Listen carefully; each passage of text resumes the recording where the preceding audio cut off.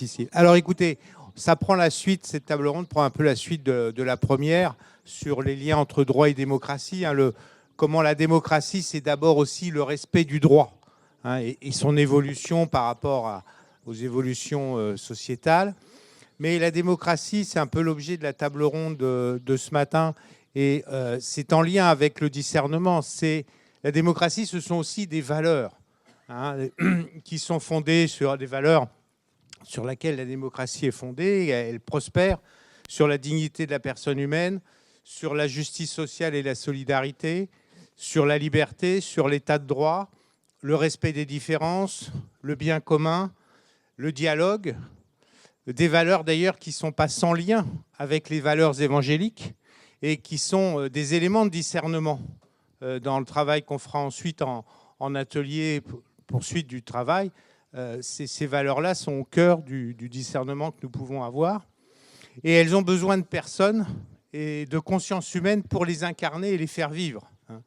Et me vient à l'esprit des personnes, on en abordera, on en présentera sans doute d'autres durant la table ronde, mais je pense ici à Václav Havel, par exemple, qui a incarné un certain nombre de valeurs de dignités humaines sur le pouvoir des sans-pouvoirs, le livre qu'il avait écrit, et qui a porté la démocratisation des pays d'Europe de l'Est, qui s'est incarné à un moment donné à la chute du mur, mais enfin, il y avait de la réflexion, des réseaux qui existaient. Alors, pour traiter ces questions-là, Cathy Leblanc, qui est intervenue déjà, que vous connaissez, ceux qui étaient là jeudi soir, l'ont déjà entendu, donc, qui est professeur de philosophie à la Cato de Lille et qui est coprésidente du comité international de la mémoire du camp de Buchenwald.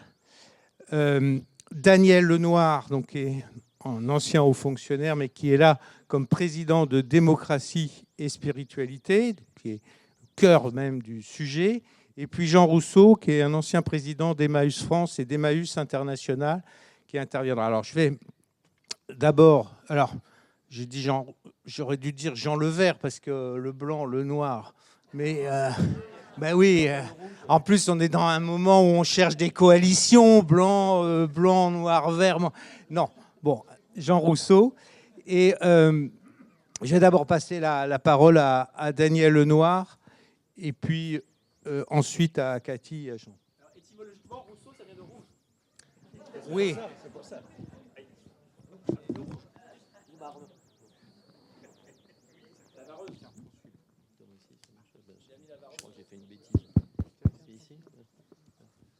Oui, c'est pour ça que je disais, puis il vaudrait mieux le rouge, puis le rouge et le noir, ça va. Oui, alors, merci de m'accueillir. Comment commencer ? Moi, je voulais dire d'abord que cette table ronde ce matin, enfin, dans l'ensemble de cette université d'été sous le signe de la démocratie, je crois que vous ne l'avez pas choisie à ce moment-là, mais elle est vraiment au cœur de l'actualité, notamment la table ronde de ce matin. L'analyse qu'on fait, je ne vais pas trop développer ce qu'est démocratie et spiritualité, si j'ai le temps, je le dirai à la fin, c'est que cette crise est révélatrice justement d'un déficit, alors ça s'appelle conscience humaine. Moi, je vais plutôt parler de spiritualité, mais je vais revenir sur ces deux notions. Un déficit de conscience, d'éthique, de spiritualité. Et que c'est aussi une bonne illustration, à contrario, que la démocratie a besoin d'éthique, de conscience et de spiritualité. Pour éviter ce que craignait Péguy, que la mystique, on lui parlait de la mystique républicaine, se dégrade en politique, au sens de la petite poloche, comme disait quelqu'un. Alors, c'est vrai que démocratie et conscience humaine, c'est pas très loin de démocratie et spiritualité, donc j'ai compris que c'est pour ça que j'étais venu. Et même si les notions ne sont pas tout à fait les mêmes, et je vais alors, me risquer à quelques définitions, mais c'est plus pour avoir un support, des définitions qui, par définition, si j'allais dire, ne sont pas définitives, puisque sur ces sujets, il y a toujours un halo de signification qui permet aussi d'utiliser les termes en fonction des contextes, et puis que ça permet aussi de se projeter en fait sur ces notions, ces valeurs, puisque tu as parlé de valeurs. Alors la démocratie d'abord. La démocratie, étymologiquement, c'est le pouvoir du peuple. Comme dit la Constitution, le pouvoir pour le peuple, par le peuple, pour le peuple et avec le peuple. C'est le régime où le peuple est souverain, comme dit Comte Sponville, qu'il ne faut pas confondre avec le respect, je cite toujours Comte Sponville, des libertés individuelles. La preuve, c'est qu'il y a aussi des démocraties populaires, enfin il y avait des démocraties populaires qui n'étaient pas particulièrement respectueuses des libertés individuelles, et il y a aujourd'hui des démocraties illibérales, qu'on appelle aussi des démocratures, pour concaténer à la fois démocratie et dictature, qui, par définition, ne sont pas très respectueuses des libertés individuelles. Et l'une des manifestations de la crise de la démocratie, c'est le développement de ces démocraties illibérales dans toute l'Europe. Alors, la question, ça avait amené Pierre Rosanvallon à parler du peuple introuvable. C'est quoi le peuple ? Alors, je ne vais pas rentrer dans des longs débats, mais il y a une oscillation entre le peuple comme entité collective, et on le voit aussi dans ce qu'on appelle les dérives populistes. C'est le peuple, c'est le titre d'un bouquin, Le peuple contre la démocratie, puisque le peuple comme entité collective s'oppose à la démocratie. C'est une vision un peu totalitaire de la démocratie, c'est ce qui se traduit notamment dans les démocratures, où le peuple comme collection d'individus, celle qu'on identifie dans les sondages ou qui s'exprime par le suffrage. Et en fait, si on réfléchit, la démocratie, c'est d'abord, avant d'être des valeurs, je vais y revenir, c'est d'abord l'ensemble des processus qui permet d'élaborer cette volonté générale, comme disait Jean-Jacques Rousseau, en évitant les deux écueils que je viens d'indiquer. Donc c'est une sorte d'alchimie qui permet à une collection d'individus qui se reconnaissent comme une identité collective, le peuple, la nation, d'exprimer cette volonté collective, principalement dans nos démocraties par la représentation, la démocratie représentative, où on élit des représentants, mais aussi, ça s'est beaucoup développé à partir de la fin du 19e siècle et au 20e siècle, par les corps intermédiaires. C'est ce qui a donné lieu à ce qu'on appelle la démocratie sociale. Et moi qui ai travaillé, alors tu disais comme haut fonctionnaire, principalement dans la protection sociale est marquée par cette tradition de la démocratie sociale.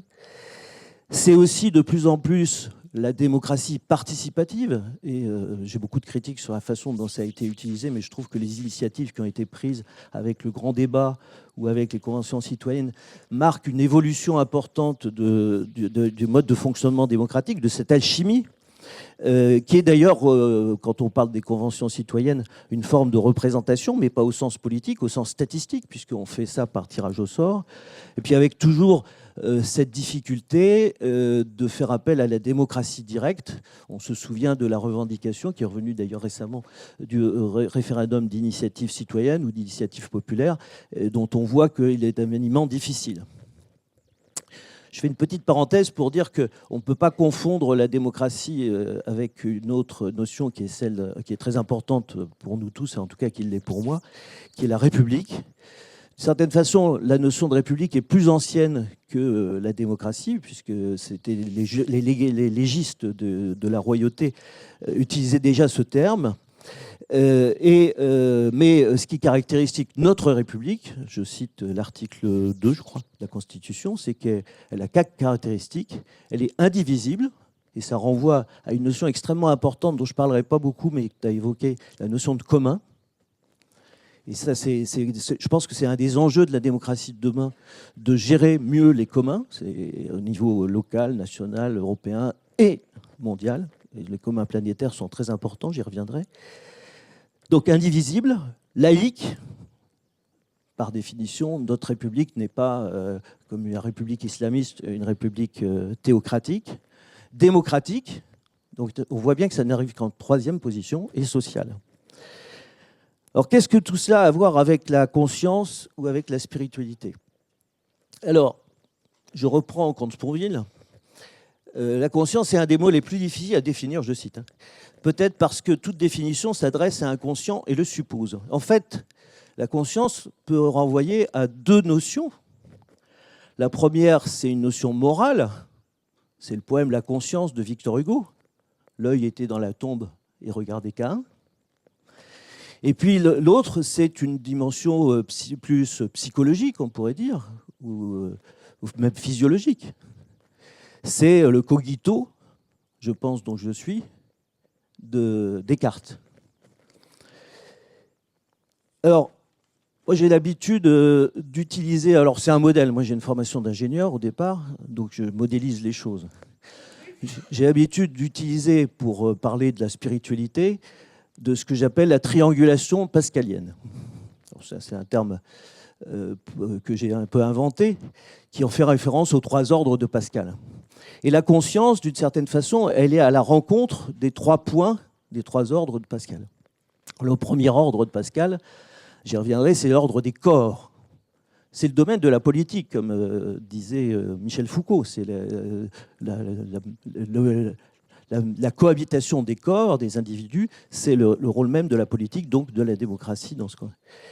Le deuxième ordre de Pascal, c'est celui qu'il appelle de l'esprit. Moi, j'appelle ça plutôt de la pensée, donc le cogito, donc de Descartes. Et on voit bien que la conscience a à voir avec cet ordre de la pensée. Et puis le troisième ordre, c'est celui dont je vais plus parler aujourd'hui, c'est l'ordre de la spiritualité. Alors ce n'est qu'un modèle, hein, on peut imaginer le monde autrement, c'est une façon de le représenter. Tout modèle n'est qu'une représentation.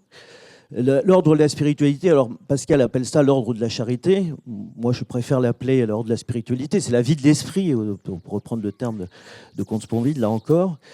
Je dis ça parce qu'il ajoute, on se trompe si on le confond avec la religion, qui n'est qu'une façon de le vivre.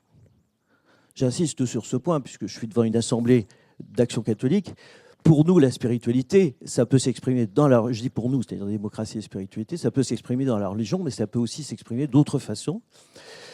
Et je retiens pour la définition de la spiritualité une définition négative, c'est-à-dire ce qui n'est réductible ni au corps, ni à la pensée, qui s'exprime par exemple dans la méditation, dans la musique, dans la poésie.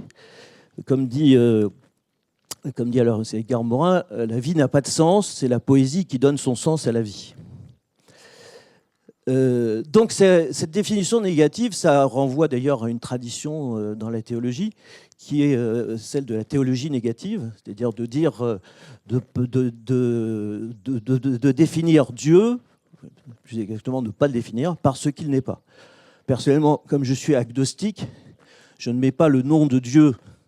Dans démocratie et spiritualité, il y a toutes les convictions. Je ne mets pas le nom de Dieu sur ce nuage d'inconnaissance, mais je considère que c'est ce qui définit le mieux possible la spiritualité. Et c'est ce que nous cherchons. Mais la conscience, je disais, elle est à la rencontre des T3, est aussi, se manifeste aussi dans l'ordre des corps. En préparant cet intervenant, je pensais à la notion de conscience de classe qui a été développée par les marxistes. Et la conscience de classe, c'est ce que dit aussi Rosan Vallon quand il parle des épreuves de la vie, elle ne se manifeste pas uniquement par la pensée, ou même par les valeurs ou la spiritualité, elle s'exprime aussi dans les émotions partagées. Et cette prise de conscience des émotions, on est bien dans l'ordre des corps. Alors, quel lien avec la démocratie, me direz-vous ? L'intuition de démocratie et spiritualité, c'est que la démocratie a besoin, ce que je disais en introduction, de la spiritualité, que l'aspiration démocratique a besoin d'une inspiration spirituelle. Parce que l'aspiration démocratique, elle a tendance, c'est un peu ce que disait Tocqueville, elle a tendance à tirer vers le bas. C'est un peu ce que je reprends ce que disait Peggy, la mystique se dégrade en politique. Elle tire vers le bas, il faut qu'il y ait des choses qui le tirent vers le haut.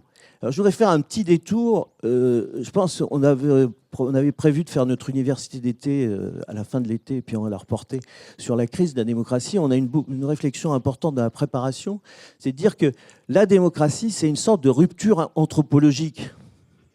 C'est une rupture anthropologique dans le chemin d'humanisation. C'est une rupture anthropologique dans le sens où c'est peut-être pas l'aboutissement, mais en tout cas une étape importante dans l'émancipation des humains. Et je pense que c'est par rapport à la distinction que je faisais au début entre la collection d'individus et le collectif, je pense que ça renvoie à cette notion de personne qui était celle d'Emmanuel Mounier, enfin du personnalisme, en disant que c'est pas seulement la personne, c'est un individu, certes, mais c'est pas qu'un individu, c'est un individu dans des communautés ou dans une communauté. Et c'est une tentative de réconciliation. Il ne faut pas absolument vouloir dépasser cette contradiction. Il faut tenir les deux bouts de l'individu et du collectif. Et c'est bien ce qui rappelait dans les 3 valeurs de la République, notre République, dont les 2 premières ont d'ailleurs été reprises dans la Déclaration universelle des droits de l'homme. La première, et c'est important ces valeurs, c'est pour ça, en préparant, je disais la démocratie, bien sûr, c'est d'abord des processus, mais c'est aussi des valeurs. Et la première, c'est la liberté. Et la liberté, c'est effectivement extrêmement important dans ce chemin d'émancipation. Et c'est ce qui permet de définir les droits humains. Les droits-libertés, je ne sais pas si vous en avez parlé hier, on fait traditionnellement la distinction entre les droits-libertés. J'ai le droit de, et les droits créances, j'y reviendrai, j'ai le droit à. Donc la liberté, on est clairement dans les droits-libertés, la liberté d'aller et venir, la liberté d'expression, la liberté de conscience. Tout ça sont des libertés extrêmement importantes. C'est pour ça que moi, je ne suis pas particulièrement libéral en économie, en tout cas assez allergique au néolibéralisme, mais en revanche, je suis fondamentalement libéral en politique, parce que je tiens à cette notion de démocratie libérale, parce que ça renvoie à la liberté et à la protection des libertés. C'est en ce sens d'ailleurs que les démocraties illibérales ne me conviennent pas. Et je pense que la deuxième valeur, c'est oui, enfin, on pourra y revenir dans le débat, mais elles ont été définies comme ça. La deuxième valeur, c'est celle de l'égalité. Et donc, je reviens sur le premier point. Ces libertés, c'est important qu'elles soient protégées. Et c'est dans ce sens, d'ailleurs, que le risque d'arriver au pouvoir d'un parti qui va forcément mettre en place un dispositif illibéral, ce risque-là était un risque existentiel pour la démocratie française, bien plus important que d'autres risques. L'égalité, c'est ce qui s'exprime dans le suffrage universel. Je voudrais quand même rappeler une chose, c'est que le suffrage n'est universel en France que depuis 1945. Parce que jusqu'en 1945, il y a la moitié de la population française qui ne participe pas. Et le suffrage universel, c'est très important, pas seulement parce que c'est une modalité, mais c'est parce que la symbolique est très importante. C'est chacun est égal à chacun, ou à chacune, pour revenir sur ce que je viens de dire. Et c'est ce qui permet aussi de définir des droits-créances.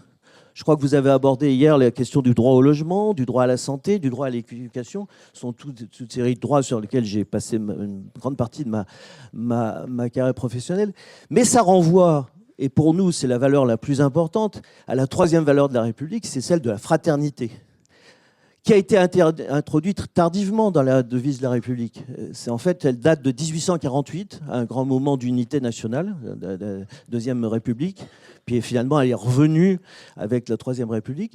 Et elle n'a été reconnue que récemment, c'est en 2018, je crois, par le Conseil constitutionnel, comme étant un des principes fondamentaux de la République sur la base duquel on pouvait apprécier la constitutionnalité d'une loi, ou l'application constitutionnelle d'une loi. C'était à propos de l'affaire Fabrice Héroux sur l'accueil des migrants.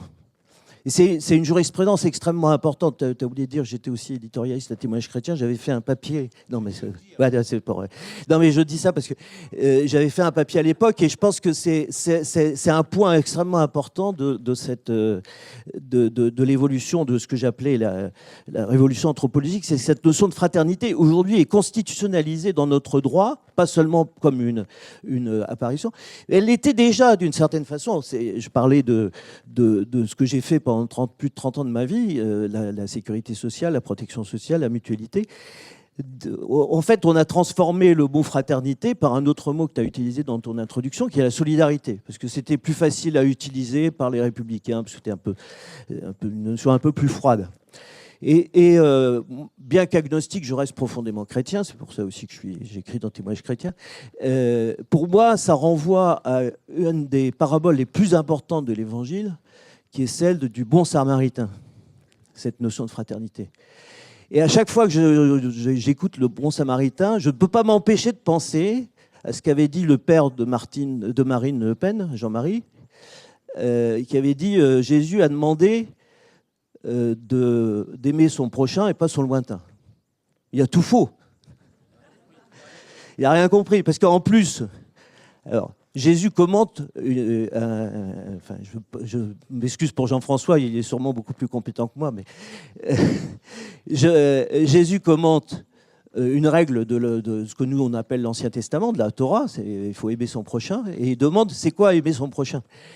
Et en fait, il inverse complètement, enfin c'est assez classique, il inverse complètement parce qu'en fait, il fait apparaître le bon samaritain comme celui qui aime son prochain, et alors que les autres juifs, donc c'est l'étranger qui est le prochain du juif, alors que trop pris par les règles, les clercs, je suis un peu anticlérical, les clercs, excuse-moi Jean-François, tu le sais. Voilà. Bon. Donc, tout ça pour dire... Ben non, ça va, c'est bon. J'ai presque fini. Non, mais c'est extraordinaire. Enfin, c'est comme rendez à César ce qui est à César et à Dieu ce qui est à Dieu. C'est-à-dire qu'il y a une forme d'humour, moi je trouve, enfin, un grand débat dans le nom de la rose, savoir si Jésus riait ou pas. Je ne sais pas s'il riait, mais en tout cas, il avait un humour extraordinaire. Et pour revenir sur... du résultat, j'ai perdu le fil, tu n'aurais pas dû me couper. Oui, c'est l'exclu qui finalement considère que le juif est son prochain. C'est un retournement extraordinaire.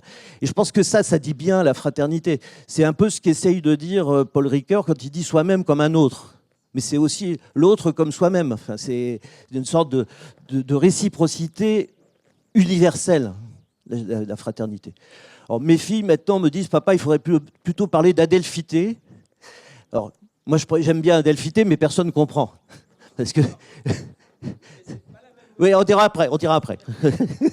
Sinon, il ne va pas être content. Voilà. Oui. Alors, tout ça pour dire que la démocratie a besoin de conscience humaine, plus exactement, pour reprendre ma terminologie, de spiritualité. C'est pour ça que je citais cette parabole du bon samaritain, parce que c'est une source spirituelle de la démocratie. Je voudrais ajouter, c'est pour illustrer mon côté anticlérical, que la spiritualité, ou plus exactement les spiritualités organisées, c'est-à-dire en fait les religions, ont besoin de démocratie. Et elles en manquent singulièrement. Notamment l'Église à laquelle vous appartenez, et à laquelle j'ai appartenu pendant très longtemps, qui est l'Église catholique. Bon, les autres aussi, hein, mais comme je parle devant des catholiques, je vais plutôt dire du mal des catholiques que des autres. Les protestants ont fait des progrès quand même. Et je dois dire que d'ailleurs, même nous, on ne travaille pas assez sur le sujet.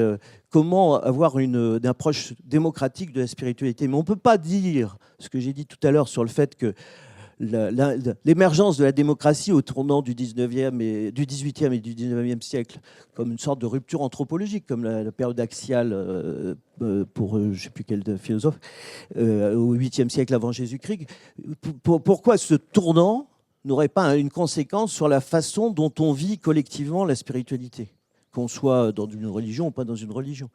Et pour reprendre mon propos sur l'Église catholique, cette rupture anthropologique n'a touché, enfin l'esprit de cette rupture anthropologique n'a touché l'Église catholique qu'il y a 60 ans, au moment du Concile Vatican II, et notamment avec la déclaration sur la liberté religieuse, qui est aujourd'hui contestée par beaucoup. On voit bien les difficultés qu'a un pape qui a l'air assez convaincu de lutter contre le cléricalisme, même si parfois il donne des signaux contraires, à lutter contre le cléricalisme. Et j'entendais que vous prévoyez un colloque sur la pertinence de l'action catholique. Je pense que dans l'Église catholique, il se trouve que j'en ai fait aussi de l'action catholique, mais il y a longtemps, dans l'Église catholique, je pense que l'action catholique est justement un mouvement de démocratisation qui est important, et c'est peut-être quelque chose que vous auriez avantage à développer. Alors, je termine juste pour dire que nous ne sommes pas, nous, un mouvement d'action catholique. Nous sommes un mouvement, je vais revenir, interconvictionnel. Je parle de démocratie et spiritualité. Et nous ne sommes pas non plus un mouvement, on s'appelle un mouvement de deuxième niveau. Et notre objectif, c'est pas seulement pour la page de pub, c'est aussi pour développer deux ou trois petites autres choses.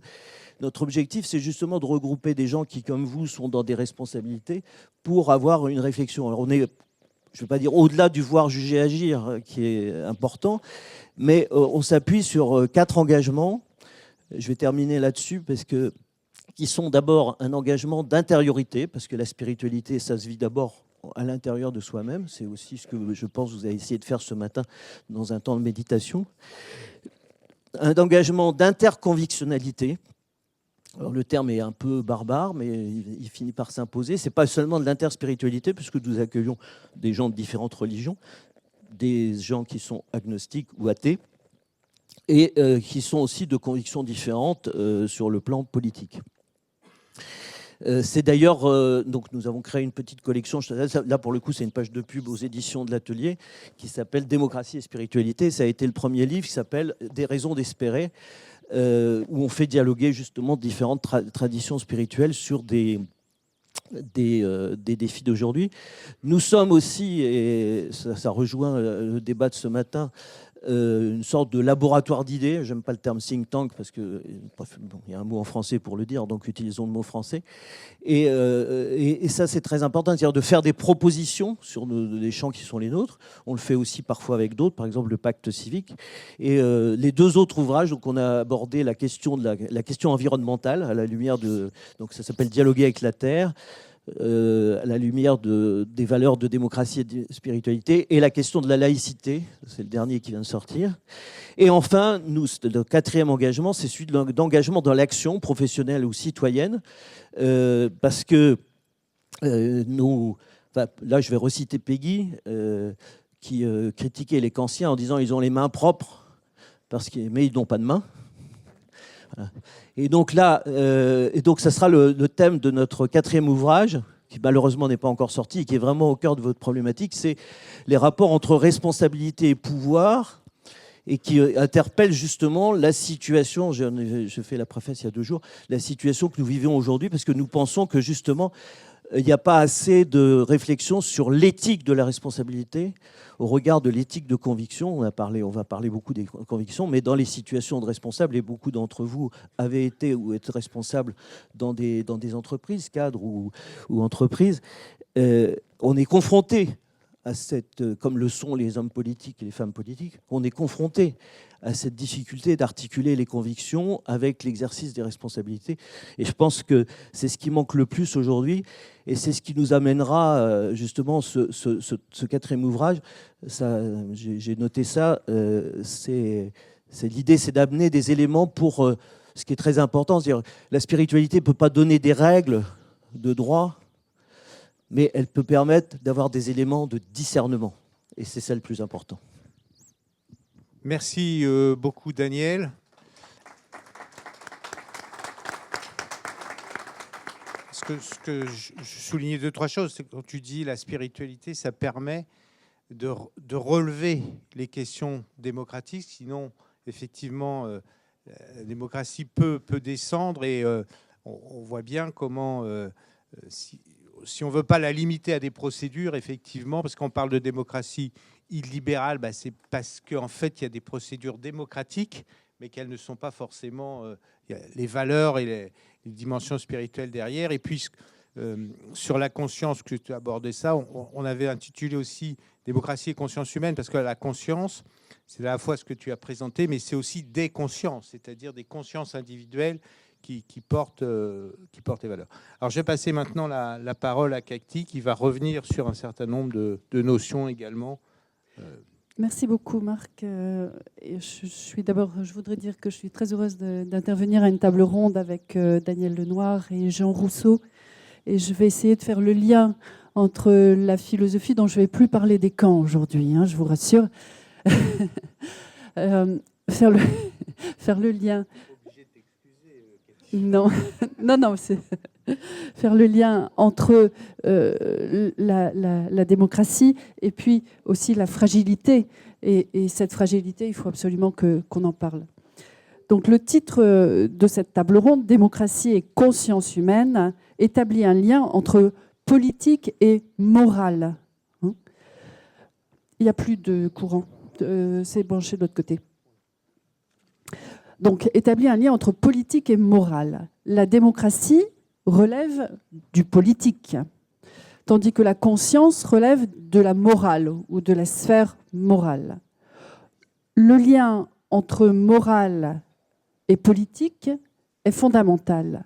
Nous le voyons clairement aujourd'hui. Morale, c'est ce qui concerne l'action, le comportement. Politique, c'est la vie dans la cité, la vie tous ensemble. Mais il n'y a pas de rupture entre les deux. Au 5e siècle, avant Jésus-Christ, je vous emmène relire vos classiques. On connaît déjà ce lien entre morale et politique chez Platon et puis après chez Aristote. Et d'ailleurs, c'est très difficile de faire la distinction entre l'un et l'autre. Platon qui le développe à travers 2 ouvrages majeurs, notamment La République, que vous avez tous relu pour aujourd'hui, et pour la fois prochaine, Les Lois. Les Lois, c'est un ouvrage qu'on ne lit pas beaucoup, pas suffisamment, et qui est très très riche. Il faut relire les anciens. Ils ont plein de leçons à nous donner. Donc, dans La République, Platon fait le tour des régimes politiques. Il parle de la timocratie, c'est le gouvernement des honneurs. Et il y a un homme timocratique qui attache plus d'importance au pouvoir et aux honneurs qu'à autre chose. L'homme de l'oligarchie, lui, accorde plus d'importance à la richesse qu'à la vertu. Ça fait réfléchir aujourd'hui aussi. Hein. Et l'homme démocratique, ben c'est un mou. C'est un mou qui laisse tout filer. L'homme tyrannique règne en maître absolu. Donc, par l'incarnation d'habitude et d'une morale, l'homme concerné importe sa façon d'être dans la gestion politique, et c'est ce qui nous intéresse ici. Quel est l'impact, comment il va s'imprimer dans le peuple? Le principe clé au cœur de la démocratie, aujourd'hui, est en principe la liberté. Mais pour Platon, ce n'est pas une vertu politique, puisque le goût pour la liberté entraîne la licence. C'est un vieux mot, hein. La licence, c'est faire n'importe quoi, tout ce qu'on veut. La licence et l'anarchie, l'absence de principe. Voici ce que dit Platon. Donc, dans une démocratie, les magistrats sont bafoués, le père s'accoutume à traiter son fils d'égal à égal et à le craindre, le fils n'a plus de respect pour le père, les maîtres craignent et flattent les élèves, et les élèves méprisent leur maître. C'est incroyable, hein? Dans le livre 8 de la République, de lire ça, et on reconnaît des vérités d'aujourd'hui quand même, hein, quand des profs se font agresser. Bon. Donc le problème dans la démocratie, c'est la liberté. La liberté qu'offre la démocratie constitue pour Platon une faiblesse qui ne peut aboutir qu'à un excès de servitude pour la personne et pour la cité. L'enchaînement des régimes, des différents régimes, est cyclique. Donc, la démocratie, pour lui, va entraîner la tyrannie. Aujourd'hui, on parle de pouvoir totalitaire. C'est vraiment très curieux, hein, cette analyse. Hein. Bah oui, illibéral, voilà. L'excès de démocratie entraîne la révolte qui mène droit à la tyrannie. L'homme démocratique, qui est extrêmement libéral, beaucoup trop libéral pour Platon, passe la main à l'homme tyrannique, dont la description vaut le détour. Platon dit qu'il est un véritable esclave d'une bassesse et d'une servilité extrême. C'est quelqu'un de vulgaire. Il se croit tout-puissant et plein de volonté. En réalité, il n'est rempli que de faiblesse et d'ignorance. C'est curieux, on peut reconnaître certains... Bon. Je ne cite personne. Hein. Tout ceci pour souligner l'immense vertu, mais aussi l'immense fragilité de la démocratie. Et c'est ça qui m'intéresse. Il s'agit d'un régime politique qui repose sur un consensus. Bon. Et qui, pour ce faire, implique une écoute mutuelle. On a parlé de l'écoute ces derniers jours. Et la reconnaissance de tous, on a parlé ce matin, François-Xavier nous a parlé de la valeur de chacun, de la reconnaissance de tous dans des valeurs de base que sont notamment l'égalité de droit, la fraternité. C'est, semble-t-il, le concept et la liberté. C'est le concept qui nous interroge le plus Et l'on peut se demander légitimement ce qu'est la liberté. Être libre, est-ce pouvoir faire n'importe quoi? Tout et n'importe quoi. N'est-ce pas plutôt pouvoir vivre paisiblement dans la cité en respectant les règles posées par les législateurs pour le bien de tous? Mais alors, et c'est ici qu'intervient la problématique de notre table ronde, comment s'y prendre pour la convergence des consciences? Alors, le maître mot, c'est la pédagogie et l'éducation. Et ça, je crois qu'aujourd'hui, s'il y a quelque chose qui peut lutter contre des forces obscures, c'est bien l'éducation. Il faut réfléchir, revenir sur ce concept. La convergence des consciences est la pierre de touche de la démocratie. Et si des guérillas explosent de toutes parts, alors la démocratie est menacée. La démocratie, elle n'est jamais isolée, hein. Je l'ai montré avant-hier soir. Cela signifie également que si des courants prônent des idées contraires, des idées qui suscitent l'effroi ou le dégoût, alors le consensus est brisé. La question qui se pose est alors la suivante: comment faire pour le maintenir? Comment opérer la transmission des valeurs démocratiques?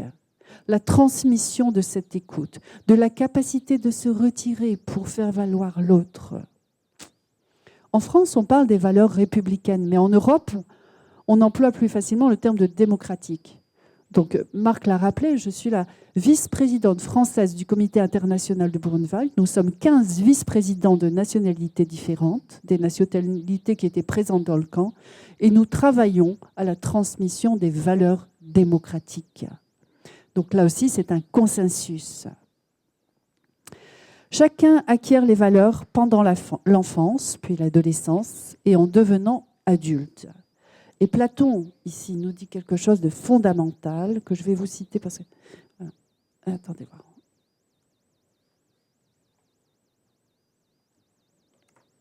Voilà. On ne saurait devenir homme de bien si, dès l'enfance, on n'a pas joué au milieu des belles choses et cultivé tout ce qui est beau. L'esthétique morale, la beauté morale. L'élève est formé pour comprendre comment l'histoire de son pays a également permis la liberté. Il doit apprendre la mémoire, l'histoire, et tout cela participe de la démocratie. Il est en principe également formé pour comprendre qu'il y a des obligations. Et là, ça nous ramène à Kant. La liberté fondée sur la contrainte, la capacité de se poser des contraintes. Vis-à-vis des autres, vis-à-vis des lois, vis-à-vis de son pays. Outre ces trois cadres que sont la famille, l'école et la religion, on peut ajouter beaucoup de cadres qui viennent former la personne, comme les milieux associatifs, les cercles d'amis qui contribuent à prolonger la formation. La liste n'est pas close, car il faut aussi compter avec les médias. Aujourd'hui, on parle beaucoup du numérique, qui au jour le jour nous livrent des informations sous un éclairage plus ou moins objectif et contribuent à former notre jugement et le jugement des jeunes. Les réseaux sociaux forment le jugement des jeunes. C'est pour ça que l'éducation, elle doit parer aussi à cela. Enfin, nous devons nommer donc ces réseaux sociaux qui, s'ils s'ancrent davantage dans le subjectif et le pathos collectif, constituent une sphère d'influence considérable dans les sociétés contemporaines. Last but not least, il est une structure qui doit veiller tout particulièrement à rappeler les valeurs, c'est l'État, bien sûr. Par le rapport qu'il entretient l'histoire, l'État est en devoir de veiller à la construction d'une mémoire collective, sans pour autant figer l'identité qui le concerne. Mais ce concept d'identité pose aussi problème. C'est un concept à haut risque, revisité dernièrement par un anthropologue helléniste dont je vous ai parlé, qui s'appelle Marcel Détienne. Selon lui, cette identité nationale doit rester fluide et multiple. Identité ne veut pas dire unicité, unique. L'identité, quelque chose de riche, c'est-à-dire respecter le visage du pays qu'elle concerne et ne pas le réduire à une idée simple, facilement utilisable dans des débats populistes. Le populisme se fonde sur la simplification. C'est facile à colporter des phrases toutes simples. Bon. Il me reste 5 minutes. Très bien. J'ai presque terminé. Il me reste 15 pages. Nous voyons ici... Il y a Marc qui blémit. Je suis désolée, Marc. Nous voyons ici à quel point le monde de l'éducation est en responsabilité aujourd'hui vis-à-vis de cette simplification qui surgit ici et là, et en particulier donc sur les réseaux sociaux ou certains médias peu scrupuleux. Il faut en effet respecter, le mot respect est fondamental, respecter l'expérience humaine, l'expérience vécue de chacune, de chacun. L'expérience, cela concerne à la fois la trame existentielle et ce qui est ressenti par chacun de nous et vécu par chacun de nous. On a parlé des émotions. Donc, je dirais juste un petit mot sur la mémoire. Le respect de la mémoire est aussi fondamental parce que l'histoire va nous livrer de leçons et nous devons nous construire avec les leçons de l'histoire. Ces leçons-là, elles sont philosophiques, elles sont spirituelles. Alors, vous avez des historiens comme Annette Baker, qui est spécialiste de la Première Guerre mondiale, qui a écrit des choses très intéressantes sur les monuments aux morts et les commémorations. Et elle insiste sur la nécessité de ces commémorations, des hommages, des événements. Et à propos de cela, je dirais que, se rassembler pour des commémorations et autour de monuments aux morts, ça construit aussi ce pathos collectif qui nous élève et qui se situe entre la raison et les émotions. C'est ce consensus commun et que par ce pathos collectif, nous redisons au moment des hommages aux monuments aux morts que nous désapprouvons la violence, que nous désapprouvons la guerre, que nous désapprouvons toutes ces forces obscures. C'est dans un pathos collectif. Quand nous observons un moment de silence, nous mettons en œuvre ce pathos collectif qui est vraiment, il me semble, à la base de la conscience. Voilà ce que je voulais dire aujourd'hui. Merci beaucoup, Marc. Je crois que j'ai respecté mon temps. Oui, tout à fait. Merci beaucoup, Cathy. Alors, j'ajouterai juste un petit mot pour faire la publicité du séminaire international que nous organisons avec Jean-François Petit et Sylvie Imbert et puis la CI sur les post-totalitarismes à partir de la rentrée. Ce séminaire est gratuit puisque j'ai réussi à obtenir des subventions, notamment des subventions de l'État. Il a été labellisé pour le 80e anniversaire de la Libération. Et donc, vous pouvez me contacter. Il y a ici des flyers. Vous pouvez vous inscrire. C'est en Zoom ou en présentiel à la Cato de Lille. Merci. Bien. Merci, Cathy. Donc, effectivement, la dimension de l'éducation, parce que dans la formation des consciences, il y a une dimension éducative. Alors, je vais passer la parole à Jean Rousseau, qui va nous parler aussi d'une autre conscience humaine qui était l'abbé Pierre. Bien, bonjour à tous et merci de nous associer à votre réflexion. Je vais essayer de développer mon petit exposé en 3 parties. La première, évidemment, sera un petit retour historique autour de la naissance d'Emmaüs et évidemment de son fondateur qui est l'abbé Pierre. Je dirais quelques mots qui illustrent ce que c'est que la démocratie au sein du mouvement Emmaüs. Et puis je terminerai évidemment avec les valeurs sur lesquelles nous avons fondé et nous continuons à vivre ce mouvement Emmaüs. Alors c'est des aspects peut-être un peu méconnus, mais nous sommes nés en 1949, mais avec les antécédents qui sont ceux du fondateur, prêtre, après avoir été moine. Et donc, comme vous le connaissez, c'est une espèce d'attelage bizarre entre l'action et l'intériorité. Ça nous porte, évidemment. Et on rejoint des choses qui viennent d'être dites.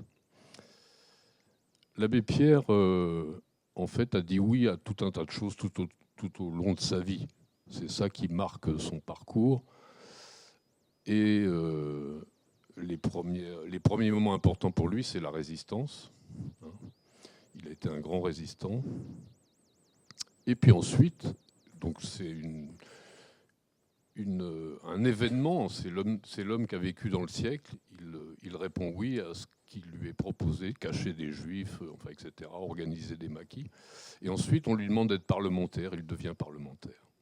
On est dans un contexte très particulier qui est celui de l'après-guerre, n'est-ce pas? Où il y a après un désastre considérable, il y a une aspiration parmi des personnes importantes, dont fait partie l'abbé Pierre, de créer un monde nouveau. On est dans le sillage de la déclaration de Philadelphie. On est dans le sillage de la déclaration de Philadelphie, dans la conception et la rédaction de la Déclaration universelle des droits de l'homme, n'est-ce pas? Auquel d'ailleurs l'abbé Pierre a participé, puisqu'il était proche de René Cassin.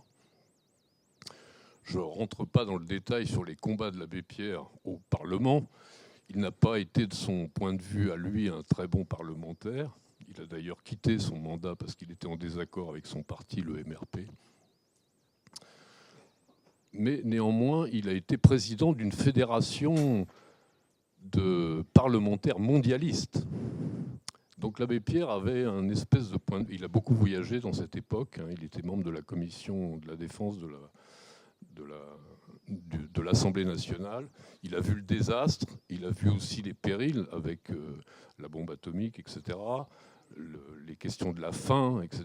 Il a développé une conscience de ce qu'il fallait faire advenir dans le monde politique. C'est pour ça que pour moi, l'abbé Pierre est un homme politique d'importance. Il avait cette conception d'une mondialisation déjà en cours, même si on en a vu les développements particuliers tous ces temps-ci. Et donc tout ça, c'est important. Ce qui fait que quand il se lance dans Emmaüs, en accueillant des gens, il dit encore oui à l'accueil des gens, et qu'en 1954, son combat dans l'ombre pour le logement des plus défavorisés est connu et déclenche une espèce d'ouragan populaire en France de solidarité, ça a aussi un fort écho à l'étranger, ailleurs en Europe, mais aussi en Amérique latine. Ce qui fait que des gens partout se disent, nous, on a travaillé un peu dans l'esprit de l'abbé Pierre, et donc on fait partie d'Emmaüs. Et donc tout de suite, dès le début, dès les années 54-55, le mouvement Emmaüs a une constitution mondiale. On a des représentants un peu partout. Et c'est donc au travers de ce mouvement qui est peu connu dans sa dimension mondiale, puisqu'aujourd'hui on est sur 4 continents avec plus de 450 organisations, on a cette conception, cette vision du monde qui nous relativise nos difficultés ici ou là, d'une part, mais ensuite qui nous rend pleinement conscients et nous partageons les difficultés qui sont celles de nos groupes ailleurs, dans le monde, que ce soit en Asie, en Amérique latine ou actuellement en Afrique, où nous travaillons dans des pays compliqués. C'est important de rappeler tout ça parce que ça nous dit aujourd'hui ce qu'est le mouvement Emmaüs. Alors l'abbé Pierre n'a jamais créé des organisations, il les a encouragées. C'est-à-dire que par exemple Emmaüs International, alors que nous avons commencé dès les années 50, s'est officiellement créé dans les années 69-71. Et pas sous forme d'une organisation, mais sous forme d'une rencontre où tous les gens d'Emmaüs, après un naufrage où l'abbé Pierre a failli disparaître, il réunit les gens et leur dit, voilà, qu'est-ce qui vous réunit, qu'est-ce qui fait que vous partagez des choses. Et donc il rédige un manifeste. Et ce manifeste, il n'a qu'une seule référence, c'est la Déclaration universelle des droits de l'homme. Il faut se rappeler de ça, pour nous c'est très important, avec tous ces articles qui déclinent des droits, enfin, ces sujets sur lesquels vous avez réfléchi hier. Et donc, 71, on crée Emmaüs International. Et après, il y a tout, c'est donc le deuxième point, l'organisation, en fait, elle est très, très importante chez nous. Et elle se construit au fil des années, y compris encore dans des années récentes, par une forme de mouvement déconcentré. C'est-à-dire que d'abord, on est constitué d'associations locales, de fondations, de coopératives, de tas d'organisations diverses, où il y a une forme de pouvoir local, de décision entre les personnes. Je rappelle aussi que dans les communautés Emmaüs, on fait place à toutes les personnes, y compris les exclus. C'est ça l'importance chez nous. C'est-à-dire que celui qui est considéré comme n'existant pas, les grands oubliés, les grands exclus, ils ont leur place dans notre communauté. C'est eux qui font vivre la communauté, c'est eux qui décident, c'est eux qui savent dire ce dont ils ont besoin. On ne parle pas à leur place. Bon, c'est des choses qu'on partage avec d'autres mouvements, comme ATD notamment, hein, bien évidemment. Ça, c'est très important pour nous. Et ce sera après notre conclusion. Donc il y a ça, il y a les organisations nationales. On a une importance dans un pays donné, à partir d'un temps où on a plusieurs organisations dans un pays. Parce qu'il y a des enjeux au plan national, autour de l'exclusion, du logement, toutes ces questions de l'accès aux droits. Nous avons des organisations continentales, parce qu'il y a des enjeux aussi au niveau des continents. Nous avons Emmaüs Afrique, Emmaüs Asie, Emmaüs Amérique, Emmaüs Afrique. On a Emmaüs Europe, pas l'oublier, où il y a des enjeux particuliers, où les groupes européens, puisque nous sommes dans tous les pays de l'Europe, y compris l'Europe de l'Est, et notamment par exemple en Ukraine, en Roumanie, en Croatie, dans tous ces pays difficiles, on a des enjeux, on a des combats politiques. Parce que l'action d'Emmaüs, c'est d'agir pour accueillir des gens, bien évidemment, de vivre sans dépendre de je ne sais trop quelle mendicité ou dispositif de l'action publique qui fait de nous des assistés, n'est-ce pas? Mais en même temps, c'est de défendre cette capacité des plus pauvres à gagner leur vie, mais aussi à faire des solidarités, c'est-à-dire à provoquer. Les communautés, elles gagnent leur vie, mais tout l'argent qu'elles dégagent, c'est pour le distribuer au sein du mouvement Emmaüs ou à l'extérieur. C'est un espèce d'exemple extrême qui montre que les plus faibles sont aussi capables d'aider les autres. Et c'est ça qui relève les personnes. C'est ça qui est important. Alors, on a cette habitude. Alors, dans le fonctionnement, il y a une assemblée mondiale. Tous les groupes se réunissent avec un représentant chaque 4 ans, comme les Jeux Olympiques, pour prendre des décisions, des grandes orientations pour tout le mouvement. Et après, on décline à tous les niveaux, régional, local, national, évidemment. Donc ça, c'est très important. On a une élection du président au suffrage universel chez nous, depuis longtemps. Une association, une voix, hein, ce sont des règles importantes qui sont celles de l'organisation démocratique. Et donc, pour nous, c'est aussi une façon qu'on a inventée en tâtonnant, bien évidemment, mais pour montrer qu'on peut, dans la société civile, avoir une forme d'organisation politique pour la prise de décision et pour l'application de nos principes. Alors, et puis je finis sur ces questions des valeurs parce qu'elles ont aussi toute leur importance chez nous et elles sont généralement connues, mais on a fait un travail lors d'une dernière assemblée mondiale en 2016 pour les renouveler. C'est-à-dire pendant 2 ans, on a demandé à tous nos groupes Emmaüs dans le monde de définir pour eux quelles étaient les valeurs principales. Ça veut dire aussi bien en Indonésie qu'au Bangladesh, qu'au Chili, aux États-Unis, au Danemark, en Ukraine, etc. Donc les gens ont travaillé dans leur coin. Après, on a rassemblé les choses et au final, on trouve un espèce de consensus incroyable où tout le monde, en fait, s'est mis d'accord sur les valeurs principales et qui montre que, indépendamment, avec notre grande diversité dans des sociétés, nos gens d'Emmaüs au Bangladesh, c'est des gens du Bangladesh, c'est des musulmans. Mais malgré tout ça, toutes ces différences incroyables, les gens vivent les mêmes valeurs. Donc il y a une forme d'universalité incroyable et qu'on décline de cette façon. Alors je me permets de ressortir mon petit papier pour être le plus exact possible. La première de ces valeurs, forcément, avec cette référence à la Déclaration universelle des droits de l'homme, c'est le respect de l'homme et de sa dignité. On veut dire par là que, comme cette valeur centrale, elle permet l'élévation personnelle et collective, l'acceptation de la diversité des uns et des autres, en même temps que l'expression de la singularité et des capacités de tout individu. C'est le respect de chacun qui permet de trouver et de retrouver la dignité. Cette valeur s'accompagne de la lutte contre tout gaspillage humain et matériel. Alors on a des valeurs principales, c'est celle-ci, la première. On a des valeurs associées, dans le cas présent c'est l'équité par exemple, et puis on a des principes d'action qu'on a aussi essayé de décliner en fonction de notre façon d'agir partout dans le monde. La deuxième de ces valeurs, c'est le partage. Bon, je ne vous surprendrai pas avec ça. Le partage dans toutes ses dimensions, humaines, matérielles, financières. Il nous rappelle l'importance du don et que nous ne sommes jamais propriétaires de ce que nous pouvons gagner ensemble. Il permet à chacun de pourvoir à ses besoins fondamentaux, mais aussi d'acquérir l'autonomie et l'indépendance. Le partage donne du sens et toutes ses dimensions à la solidarité et il est source de paix. La valeur associée, c'est l'égalité. La troisième de nos valeurs, c'est l'ouverture, qui ouvre à la réciprocité, c'est-à-dire qui permet de comprendre les questions qui se posent, les personnes et leur point de vue.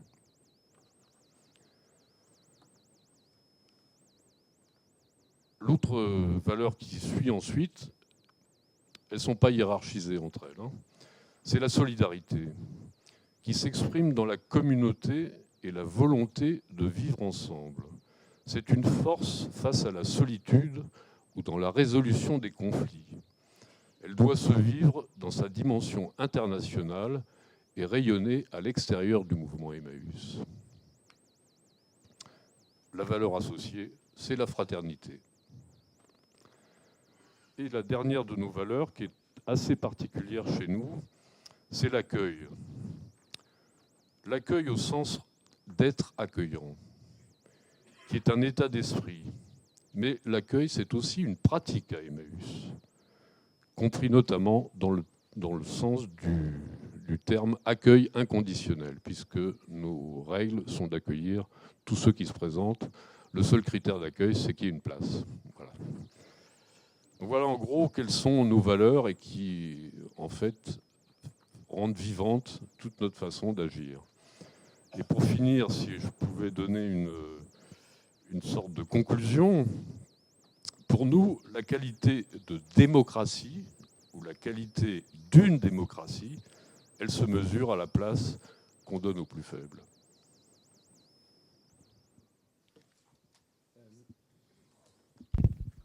Merci. Merci Jean. Juste un petit ajout par rapport à l'actualité, parce qu'il y a eu un reportage à la télévision, on avait convenu un petit peu que tu puisses en dire juste un mot, une minute, sur, parce que c'est intéressant, il y a le rapport entre le droit, puisque Emmaüs a été mise en cause par une émission qui était complément d'enquête, sur l'application du droit, et en fait, Emmaüs n'est pas tenu d'appliquer en tant que tel formellement, je crois, le droit du travail tel qu'il est, parce qu'il y a une volonté, comme tu l'as dit, d'accueillir les exclus. Peut-être que tu dises un petit mot sur ce point-là. Il y a beaucoup de gens dans la salle qui sont oui, on peut donner quelques précisions là-dessus, bien sûr. En fait, dans nos communautés, je l'ai dit, la règle, c'est l'accueil inconditionnel. C'est un peu compliqué à mettre en place dans la mesure où une personne, elle peut... Accueil inconditionnel, ça veut dire qu'on ne regarde pas à l'âge, on ne regarde pas aux conditions physiques, et on a cette particularité aussi de ne pas limiter le temps de présence en communauté. On peut rester là 48 heures si on a besoin de juste un abri ou un petit réconfort, mais on peut rester là toute sa vie. On peut mourir à la communauté. On a plein de communautés qui ont des places au cimetière avec des tas de compagnons. C'était leur maison, leur famille. Bon. Pour des personnes qui, pour beaucoup d'entre elles, n'ont aucune espèce de notion de ce qu'est un contrat et qui sont libres d'aller et venir, c'est une des règles chez nous. Article 13 de la Déclaration universelle des droits de l'homme, liberté d'aller et venir. On n'est pas dans le cadre du droit du travail. On ne signe pas un contrat. On peut s'en aller du jour au lendemain. Néanmoins, nous respectons des règles. Quand on vient en communauté, on peut se nourrir, on est logé, on a accès à des services de santé, on paye des cotisations sociales. C'est des choses qu'on a négociées au fil de l'histoire, qui nous donnent une couverture sociale, y compris aux sans-papiers, par exemple. Vous voyez, on a des points de retraite aussi. Voilà. Bon. Tout ça, c'est facilement contestable. C'est facilement contestable parce qu'en France et dans d'autres pays, tout est regardé au prisme du droit du travail. Mais non, tout n'est pas à regarder au prisme du droit du travail quand on veut faire de l'accueil inconditionnel. Donc c'est facile pour un syndicat d'aller contester la façon dont nous accueillons les personnes. Si en plus il y a des dérives dans la forme de l'accueil, puisque c'était le cas des communautés qui ont été mises en cause dans le Nord, bien sûr, ça ne fait qu'aggraver les choses. Bon. Le fait aussi qu'on accueille des sans-papiers, ça pose problème. Avec toutes ces notions, je ne rentre pas dans le détail, mais de travail dissimulé, d'exploitation, de traite des personnes. Or, ce n'est pas le cas. Si on a eu à accueillir depuis les années 95, en grande proportion, des sans-papiers, il n'y a pas 36 raisons. C'est parce que personne ne les accueille. Personne ne s'occupe d'eux. On les laisse à la rue, on les laisse crever. Donc ils viennent chez nous, parce que la porte est ouverte. On a pu négocier, je finis là-dessus, on va dire grâce à notre président Martin Hirsch, qui m'a succédé, on a pu faire rentrer dans le droit de la famille et de l'action sociale le statut des communautés. Ça s'appelle le statut OACAS. Le statut OACAS, Organisation d'activité solidaire, enfin bref. Oui, OACAS. Oui. Bon, bref. En fait, ça nous protège et ça nous oblige en même temps à respecter les règles de fonctionnement des communautés. Ben non, c'est pas très connu. Même les préfets, ils ne connaissent pas. Bref. On a eu aussi cette chance que le Parlement a voté pour nous une recommandation, mais qui veut que pour une présence de 3 ans en communauté, pour des sans-papiers, l'examen de leur dossier par le préfet peut être regardé avec bienveillance, ce qu'ils ne font pas du tout d'ailleurs. Bon.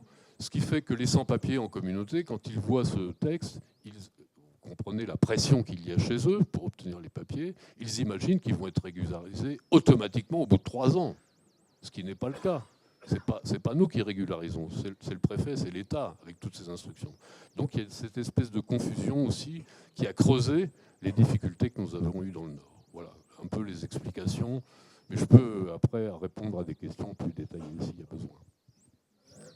Merci beaucoup, Jean. Donc, c'était intéressant de faire cette petite digression sur le rapport entre droit et valeur. Et on voit bien en quoi les valeurs, dans l'exercice démocratique, sont aussi importantes que le droit. Et je souligne aussi ce que tu nous as expliqué sur la dimension internationale, parce que c'est quelque chose qui nous avait un peu occupé à l'université d'été de l'an dernier sur la fraternité. C'est comment un certain nombre de valeurs sont universelles. Ça nous renvoie d'ailleurs vers notre condition de catholique qui veut dire universelle. C'est-à-dire que parfois, on a le sentiment que le droit, un certain nombre de valeurs, les droits humains sont en fait des créations occidentales. Mais on s'aperçoit, quand on y regarde bien, par des différentes... Alors c'est vrai dans le mouvement syndical international, c'est vrai au niveau d'une organisation internationale comme Emmaüs, que ces valeurs-là sont des valeurs universelles. Et ça nous encourage, ça doit nous encourager aussi, nous, dans notre exercice quotidien, à pouvoir les défendre. Alors, je vais passer la parole à ceux qui souhaitent intervenir, poser des questions, donner des points de vue, etc. C'est catholique avec un petit C qui veut dire universel, pas avec un grand C. Oui, enfin, ça s'appelle catholique. Vas-y, Luc, là-bas.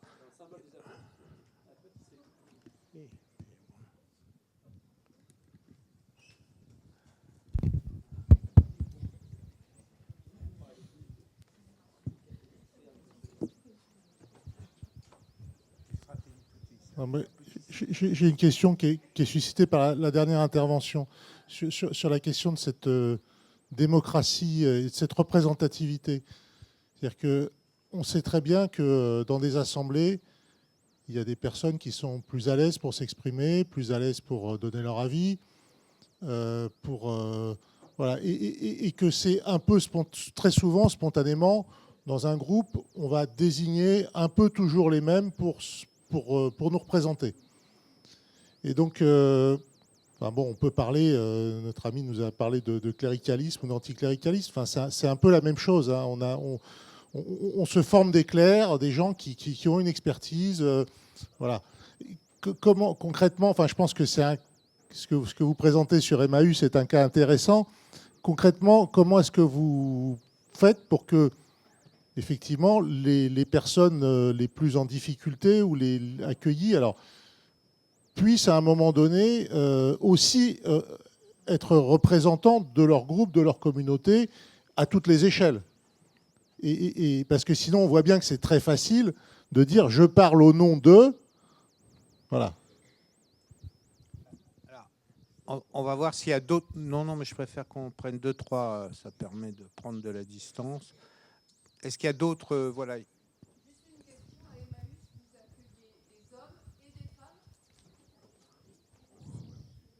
Voilà, non, il faut noter. Est-ce qu'il y a... Alors, Luc, mais tu as le droit qu'à une seule intervention. Hein. Donc, vas-y, donne le micro. Alors, Luc, originaire du Nord et vivant dans la Sarthe actuellement. Pour faire le lien entre les interventions de nos trois orateurs, je fais référence à un film qui est sorti récemment sur une dame qui s'appelait Maria Montessori, qui était une grande féministe, une médecin, pédagogue, et pour qui la dimension spirituelle était beaucoup plus large que la religion, et disant que c'était aussi une ouverture à l'art, à la poésie, comme tu disais, mais avec une dimension beaucoup plus large. Et c'était ça qui était une réelle éducation de l'enfant. Et pour elle, c'était aussi l'éducation de l'enfant qui allait faire l'homme de demain et donc la société de demain. Donc voilà, je voulais juste faire cette petite remarque et je trouvais que ça faisait bien le lien. Et elle, c'était aussi l'éducation de tous les enfants, et donc en particulier en milieu populaire. Et la première maison des enfants, la Casa dei Bambini, la maison des enfants, c'était pour des enfants de manœuvres qui louaient leurs bras à la journée et de filles prostituées d'un quartier pauvre près d'un échec de HLM à Rome. Et avec toute la dimension, elle lisait Platon aux enfants, de maternelle et élémentaire. Alors, vas-y, puis après on donnera la parole pour un premier tour. Une question que je me pose, c'est est-ce que dans la liberté sur la démocratie, il n'y a pas des limites ? Je prendrai un exemple très simple, et j'avais déjà un petit peu réfléchi à cette question, notamment des élus, notamment un maire d'une ville qui déclenche, alors démocratiquement, parce que son conseil municipal lui a permis de faire c'était un exemple hier, dans l'Essonne, une piscine à vagues, par exemple, qui coûte des millions et des millions, et il a fallu 25 ans pour payer la dette. Alors lui, après, il n'était plus élu, mais la piscine à vagues était toujours là, ça fait faillite, ça sert à rien, et on paye. Donc je me suis posé la question à partir de ça, dans l'éducation, justement. Est-ce qu'il ne faudrait pas, dans cette notion de liberté profonde, où les Français sont très attachés, c'est vrai, et il faut le conserver, mais il faudrait peut-être des permis ou des formations, parce qu'aujourd'hui, il faut savoir que dans la politique, n'importe qui peut être député, maire, conseil municipal. Dans un conseil municipal, c'est vraiment n'importe qui. Il n'y a aucune formation, il y a simplement de la bonne volonté au départ. C'est tout. Et après, ça a toutes les conséquences que ça a. Tout à fait. Alors, je vais passer la parole d'abord à Jean. Donc je peux répondre rapidement à la première question. En fait, dans nos communautés, il y a des réunions communautaires qui permettent la participation directe et sont régulières pour décider de ce qu'on fait dans la journée, dans la semaine. Il y a aussi des travaux, on appelle ça, nous, la réflexion sur le projet communautaire, qu'on travaille pendant presque une année souvent pour définir des orientations pendant 5 ans, avec un horizon à 5 ans, auquel tout le monde participe, y compris les compagnons. Dans les conseils d'administration de nos communautés, il y a des compagnons qui participent aux décisions. Dans le conseil d'administration d'Emmaüs France, il y a des compagnons qui ont aussi qui participent et qui prennent part aux décisions, qui ont droit de vote. Enfin, ils ont la même place qu'un administrateur bénévole. C'est la même chose au niveau des conseils régionaux. Et c'est la même chose au niveau international. On retrouve la place des personnes accueillies dans toutes les instances de discussion, avec toutes les questions que ça pose en termes de formation, le fait aussi qu'on peut prendre un mandat et puis on se tire au bout de 6 mois parce qu'on en a marre. Bon, on est aussi lié au problème d'instabilité, mais on fait ce pari de la démocratie.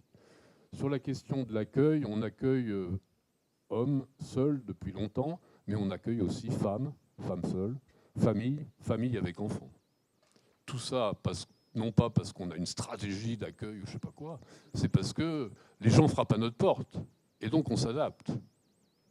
Si on accueille des familles, c'est parce qu'il y a des familles à la rue, avec des mioches.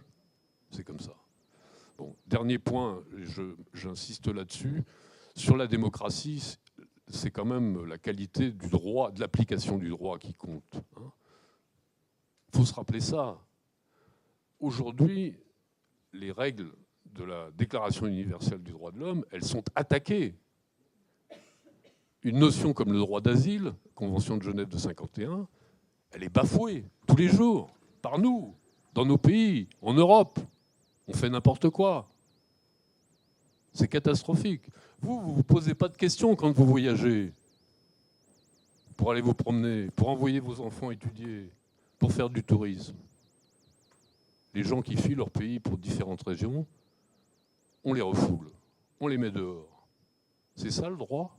C'est ça qui fonde la démocratie aujourd'hui? On est à l'inverse. Et on renie des grands principes qu'on a décidés il y a 40 ans, après avoir vécu les pires désastres. Où allons-nous? Vous voulez, Daniel, pas trop long, parce que je sais bien de reprendre s'il y a 2-3 questions.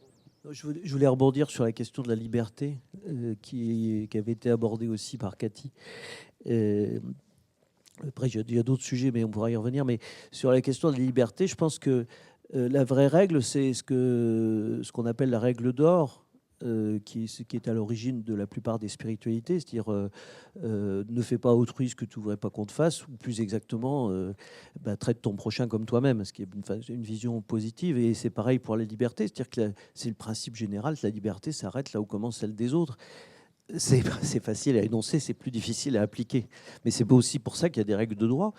Après, la réalité, c'est que pour avoir quand même une vraie formation juridique, je peux vous dire quelque chose, c'est que le droit ne réglera jamais tout.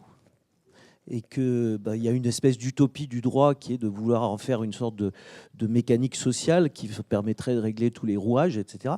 Mais ça n'existe pas, parce qu'il y a des tas de situations, alors je l'ai connu comme responsable, mais on peut le connaître dans sa vie quotidienne, où on est face à des dilemmes éthiques. Et il n'y a pas d'autre façon de régler. Il n'y a pas de règles dans le droit, ou s'il y a des règles, elles sont contraires avec l'éthique. Et dans ce cas-là, il n'y a pas d'autre façon de le régler que ce que j'appelais tout à l'heure, d'autres aussi, le discernement. Et je pense que c'est là où il y a un gros travail. Vous parlez de pédagogie et d'éducation. Moi, je pense que c'est plus sur cette question-là qu'il faut faire de la pédagogie et de l'éducation que sur les valeurs en général. Mais ça, j'aimerais bien y revenir si on a un peu de temps tout à l'heure. Oui, je rebondis juste un tout petit peu. Alors, je vais vous lire ce passage de Platon. Comme ça, vous repartez avec une petite connaissance de Platon.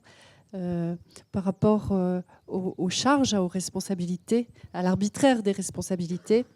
Eh bien, à mon avis, dans la démocratie apparaît lorsque les pauvres, ayant remporté la victoire sur les riches, massacrent les uns, bannissent les autres et partagent également avec ceux qui restent le gouvernement et les charges publiques. Et le plus souvent, ces charges sont tirées au sort. C'est sur l'arbitraire. Voilà, c'est un petit clin d'œil. J'insiste sur la formation du jugement. On a vraiment besoin aujourd'hui d'un gros appareil et de réfléchir l'éducation à nouveau frais, de réfléchir sur la formation du jugement des enfants, des adolescents et puis des adultes. Voilà, donc je vais vous redonner la parole. Juste un petit point aussi sur la question de Luc, sur la représentation. On est dans un système représentatif, c'est-à-dire où c'est l'élection qui fait le représentant. Mais je l'avais dit jeudi soir, il y a d'autres systèmes où on pourrait envisager une représentation de certaines catégories, ce qui a été exclu dans notre système en 1848. Mais par exemple, au Royaume-Uni, pendant très longtemps, c'est le syndicalisme qui désignait les responsables politiques du Parti travailliste.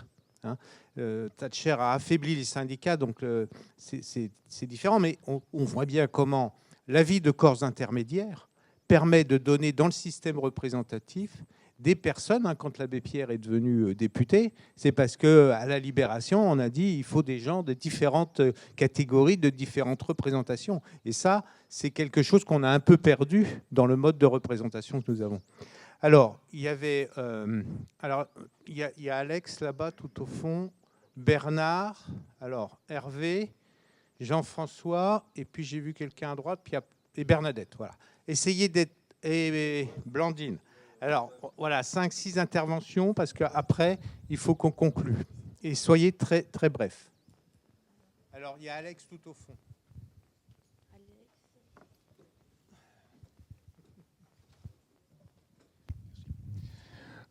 Juste donc une petite remarque vis-à-vis de Cathy Leblanc. C'est vrai que Platon, c'est vraiment remarquable. La seule chose qu'il ne l'est pas, c'est sur la démocratie, où on va dire presque qu'il a tout faux. Il a une telle amertume de ne pas pouvoir exercer les pouvoirs parce que c'est un sachant, parce que c'est un aristocrate. Il fait partie des meilleurs. Donc, sur la démocratie, je crois qu'il ne faut surtout pas l'écouter. Bon, ça, c'est le premier point. Deuxième point, je trouve l'intervention de Jean Rousseau absolument remarquable et je suis profondément d'accord avec le fait que la démocratie se mesure à la manière dont les faibles sont traités. Et voilà. Et donc, pour moi, on n'est absolument pas en démocratie, mais en aristocratie. Et je pense que, donc, je vous donne à tous, allez regarder, allez voir, je ne sais pas si vous le connaissez, Jean Rousseau, donc Étienne Chouard, qui a travaillé depuis 2005, il a fait un travail remarquable, il a plus de 400-500 livres sur la démocratie, il n'y en a que 10 qui traitent réellement de démocratie. Donc allez le voir, écoutez ses interventions, ses conférences, c'est vraiment fabuleux. Merci Alex. Alors, il y avait Blandine.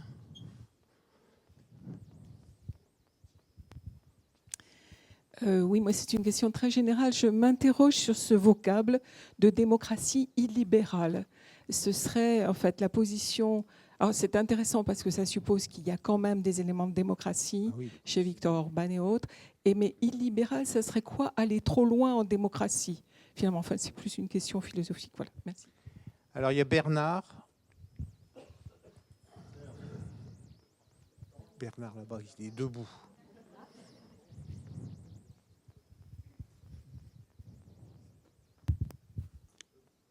C'est plus une interrogation que je me pose et que quelque part j'ai envie de poser à chacun et qui reprendra peut-être aussi la question sur laquelle, à mon avis, on n'a pas complètement répondu de Luc. Vivre la valeur de la démocratie, qu'est-ce que ça veut dire pour moi? Est-ce que je suis prêt à renoncer au droit que je m'attribue, parce que je m'attribue ce droit de dire ce qui est juste?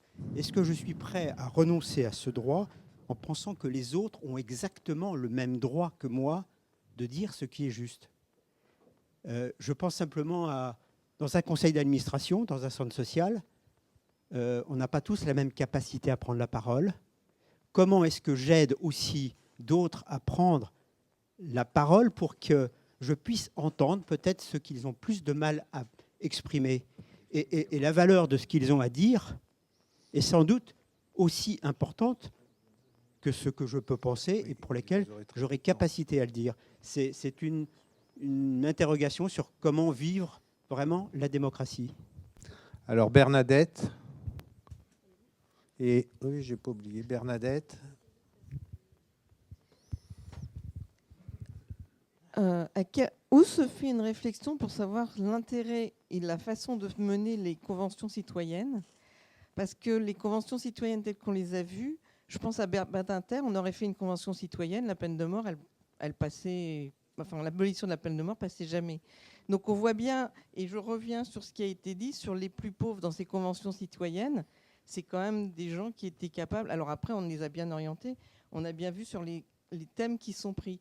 Donc où est-ce qu'il y a une réflexion qui est faite pour qu'il y ait éventuellement une évaluation de la démocratie, mais que ça ne soit pas une manipulation? Parce qu'encore une fois, la peine de mort avec Badinter n'aurait jamais été abolie. Et alors, il y avait Hervé. Je crois que j'ai oublié personne après Hervé. Ah si, puis Jean-François. Moi, ce qui me frappe, c'est l'écart d'idéal démocratique exprimé par les trois intervenants et la réalité que je vis et qui va à l'inverse de ce que vous avez exprimé. Et je pense en particulier à les politiques sont-ils formés à la démocratie et quelle pédagogie à mettre en œuvre pour les enfants et pour les adultes. Je pense aux 3 livres que Daniel Lenoir, là, est-ce que nos députés, nos élus, tout ça, ils ont pris le temps de lire ça? J'ai l'impression qu'il y a un écart énorme entre ce qui est proposé et ce qui est vécu. Alors Jean-François, juste derrière toi, là. Vous avez beaucoup insisté sur les valeurs, et ça, je vous remercie de le faire, mais je pense que c'est un travail... C'est le titre de la table ronde. Oui, mais c'est justement pour vous dire aussi qu'il faut nommer les antivaleurs. Bon, vous avez nommé la justice, la fraternité, etc., l'hospitalité, la dignité de la personne. Je crois qu'il faut être capable de désigner aussi le mal. Le mal, c'est le racisme, c'est la discrimination, c'est l'antisémitisme, ce sont les discours de haine. Et tout ça, ce sont des poisons pour la démocratie.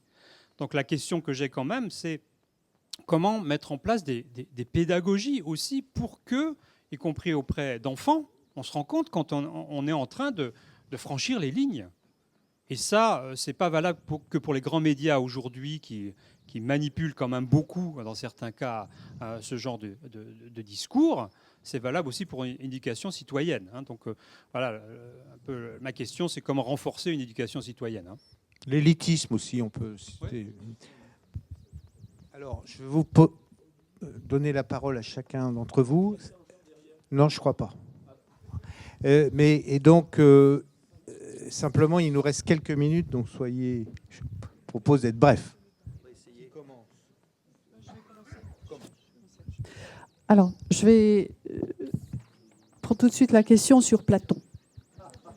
Excusez-moi, mais bon, là, il faut défendre Platon et je crois qu'il faut que les jeunes lisent Platon.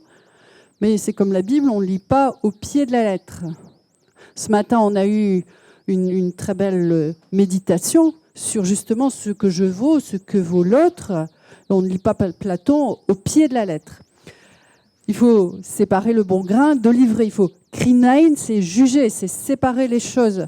Et qu'est-ce qui, moi, m'interpelle dans la République de Platon? D'abord, c'est un ouvrage prodigieux que je vous recommande de lire. C'est les fragments qui nous rappellent ce qu'on vit en commun, ce qu'il y a de commun entre notre expérience d'aujourd'hui et puis ce qui se dit chez Platon. Et il pose le problème de la liberté. Il a vraiment cette idée extraordinaire de poser le problème de la liberté. Et à nous de reprendre ce problème aujourd'hui et de voir pourquoi la liberté peut être un problème. Jusqu'où va la liberté? Comment elle dérive? Comment il faut circonscrire la liberté? Voilà. Merci beaucoup, Cathy. Alors, peut-être Jean? Jean Grèche a publié, donc Jean Grèche, qui était mon directeur de thèse, a publié Les Petits Platons. Donc ça, c'est pour les enfants et ça rejoint Montessori. Vas-y, Jean. Oui, moi je vais essayer de répondre un peu à votre question.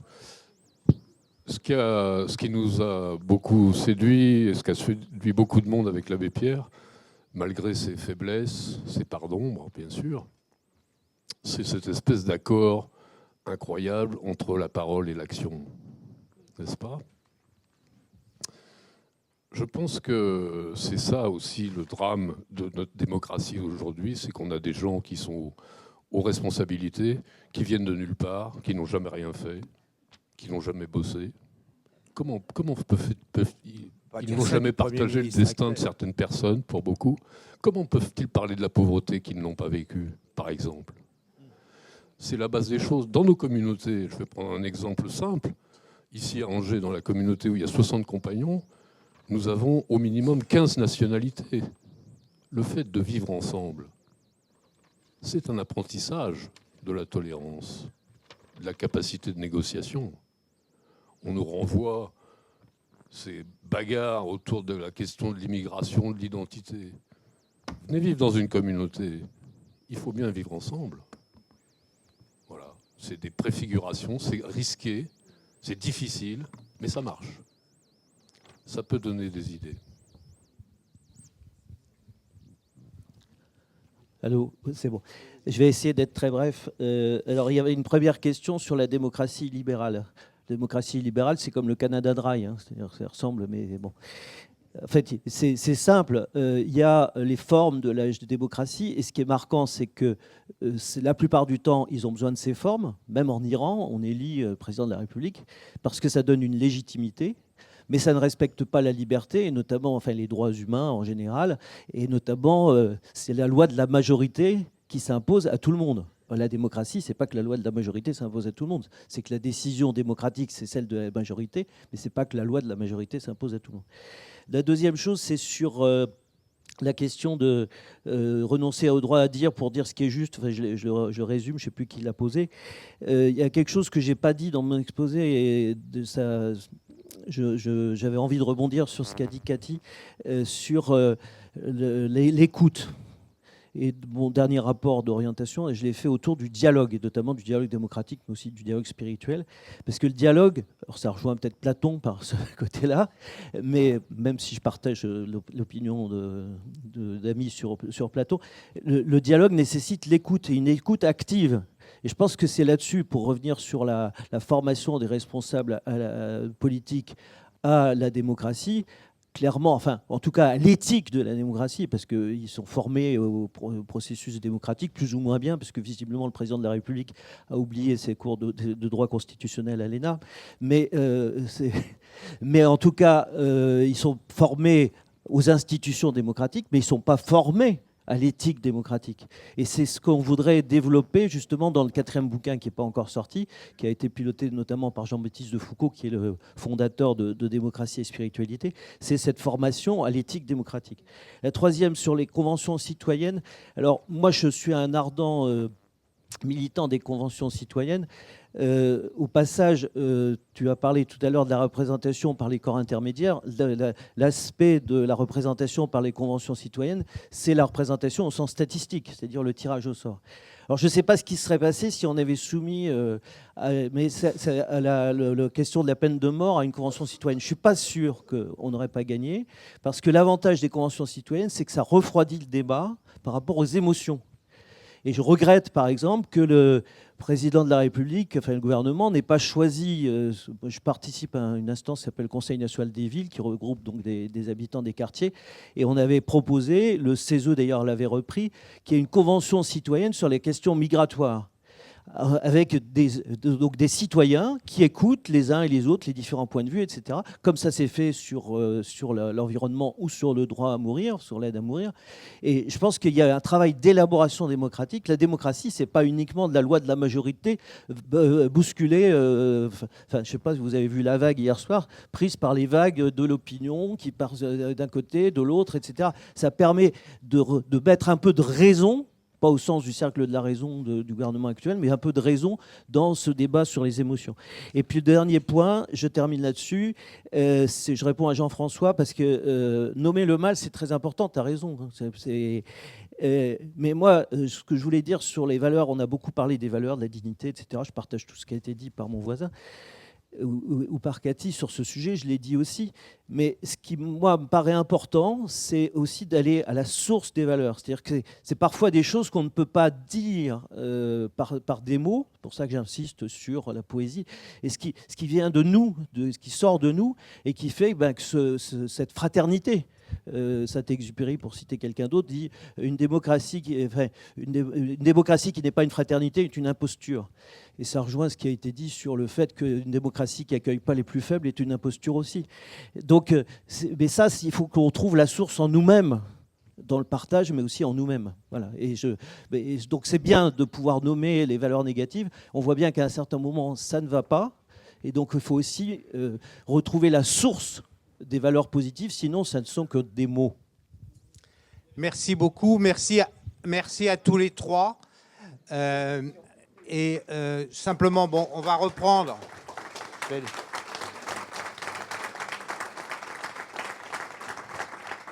Donc je laisse la parole à Maïté. Simplement, on va repartir en atelier dans du travail de discernement. Je veux souligner deux choses. Qu'on ait bien en tête que les valeurs évangéliques sont pour beaucoup des valeurs universelles qui sont à la source de la démocratie et qu'on a donc un rôle à jouer. Et que la pédagogie de la CEI qui inscrit du discernement, c'est aussi quelque chose qui est très éducatif et qui nous permet, nous aussi, d'être des consciences humaines à notre niveau.